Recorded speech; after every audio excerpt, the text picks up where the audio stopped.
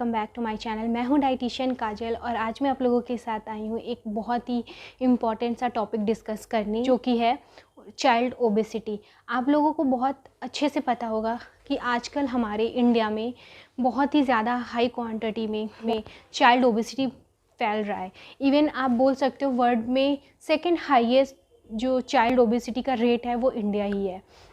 तो बेसिकली जो child obesity होता है वो क्यों होता है और कैसे इतने ज़्यादा स्पीड से वो बढ़ रहा है। एक्चुअली चाइल्ड ओबेसिटी बेसिकली जो बच्चे 6 to 14 एज के होते हैं उनमें ज़्यादातर बढ़ रहा है। बिकॉज़ आजकल के जो पेरेंट्स होते हैं, इंडियन पेरेंट्स होते हैं, उनको ये लगता है जो बच्चे बहुत चबी से और गोलू मोलू से होते हैं वो बहुत क्यूट लगते हैं। एक्चुअल में ऐसा लोग मानते हैं और ऐसा है, बट जो बच्चे बहुत क्यूट लगते हैं या फिर जो चबी से होते हैं वो एक एज टू एज जब वो क्रॉस करते हैं, जब वो एडल्ट पे मूव करते हैं तो वो ओबेसिटी के शिकार हो जाते हैं। बिकॉज़ उनका जो ईटिंग प्रोसेस है, जो एक्टिविटी लेवल है, वो सेम प्रोसेस में नहीं होती है। हमारे जो हम चाइल्ड ओबेसिटी बेसिकली हमारे लिए सबसे ज़्यादा सीरियस मेडिकल कंडीशन बनता जा रहा है।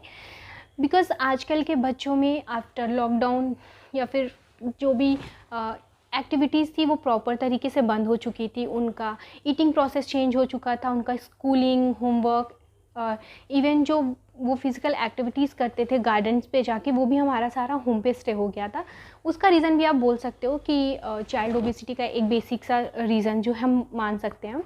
बट एक्चुअली में इसके और क्या क्या कॉजेज़ हो सकते हैं चाइल्ड ओबेसिटी का, तो हम या तो फैमिली हिस्ट्री मान सकते हैं या फिर उनके फैमिलीज़ में एक जो फैमिली हिस्ट्री होती है, लाइक पहले उनके मदर फादर फैमिली पर्सन्स होते हैं, उनका वेट भी ओवर वेट होता है या फिर वो भी थोड़े चबी से होते हैं।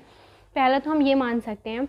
एंड सेकेंड थिंग उनका लाइफस्टाइल भी बहुत मैटर करता है कि आपका ईटिंग प्रोसेस क्या है, आपकी ईटिंग टाइमिंग क्या है, आपकी ईटिंग मेथड्स क्या क्या हैं। क्योंकि हमारी डाइट में हम हेल्दी फूड्स खा रहे हैं, उसके साथ साथ हम उस हेल्दी फूड को किस वे में खा रहे हैं वो भी इम्पॉर्टेंट करता है। तो आप ये भी मान सकते हैं। सेकेंड थिंग है फिज़िकल एक्टिविटी।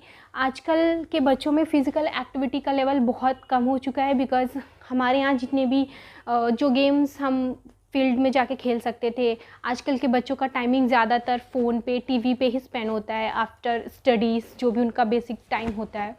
तो वो भी आजकल सारा मूव हो गया है हमारे फ़ोन और लैपटॉप्स, टीवी पे, तो उनका फ़िज़िकल एक्टिविटी भी कहीं ना कहीं बहुत ज़्यादा ड्रॉप हो चुका है। तो एक आप ये भी मान सकते हो इसका जो मेन कॉज हो सकता है फ़िज़िकल एक्टिविटी। एंड जैसे कि मैंने बोला डाइट, आजकल के जो बच्चे होते हैं कि हर 5 बच्चों में एक बच्चा ओबीस होता है।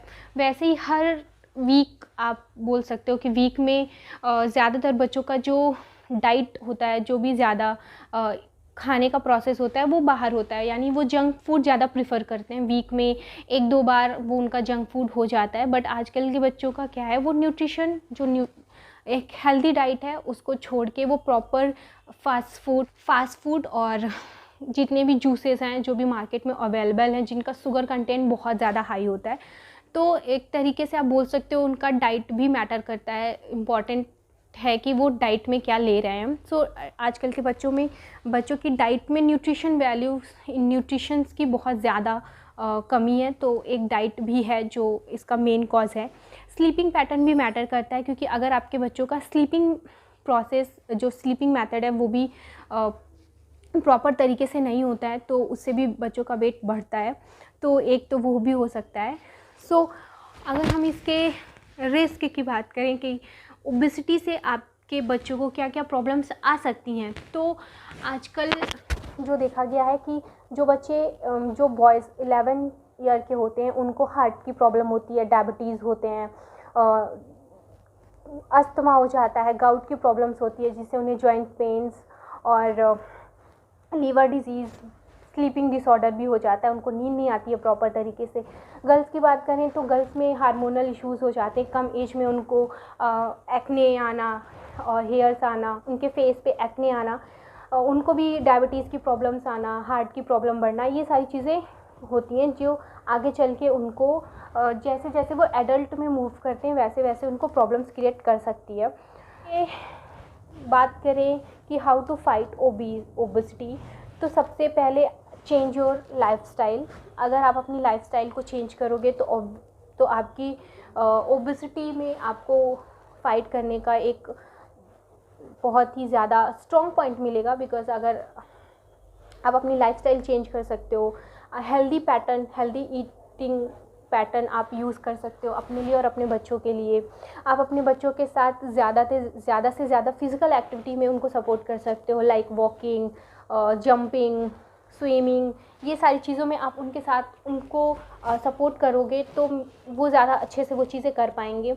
स्क्रीनिंग टाइमिंग आप उनका कम कर सकते हो। जो टाइम वो अपने फ़ोन और लैपटॉप पे स्पेंड करते हैं वो आप उनको फ़िज़िकल एक्टिविटी के लिए बोल सकते हो, फ़िज़िकल एक्टिविटी के लिए लेके जा सकते हो, जिससे वो जो उनका फ़िज़िकल एक्टिविटी, जो उनकी कैलोरी इनटेक प्रोसेस है, उतनी ही कैलोरी वो बर्न कर सकते हैं। तो वो एक मेथड चलता रहेगा। सो उनको उस चीज़ में भी बहुत अच्छा हेल्प मिल सकता है।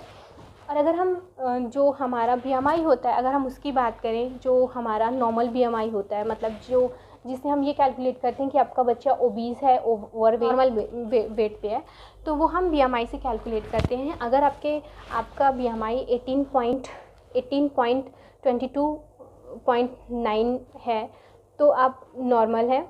अगर आपका वेट 23 से 27 के बीच में है तो आप ओवर वेट में आते हैं। बट अगर आपके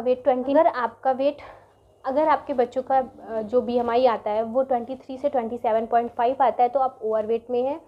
और अगर आपके बच्चे का बीएमआई 27 से 40 तक आता है तो आप ओबीस पेशेंट की कैटेगरी में आते हैं। तो अगर आप 40 के ऊपर हैं तो फिर आपका जो बच्चा है वो बहुत ही सीरियस एक ओबीस होता है, उस कंडीशन में आता है। सो बेसिकली आप ओबीस के लिए आप खुद को, अपनी फैमिली को, अपनी सोसाइटी को एजुकेट कर सकते हो कि ओबेसिटी हमारे लिए कितनी ज़्यादा डेंजरस हो सकती है, आपके बच्चों के लिए कितनी ज़्यादा डेंजरस हो सकती है। अभी आपका बच्चा चबी है, क्यूट है, इट्स फाइन, बट आगे चल के वो उसी चीज़ को कैसे फेस कर सकता है, कैसे उसकी प्रॉब्लम्स, वो चीज़ें उसके लिए प्रॉब्लम्स कर सकती हैं। तो बेसिकली आपको इन सारी चीज़ों को बहुत अच्छे से ध्यान रखना है। सो ये वीडियो अच्छी लगी हो, और अगर आप लोगों को ये वीडियो अच्छी लगी हो, हेल्पफुल लगी हो, so don't forget to like, share and subscribe. Thank you.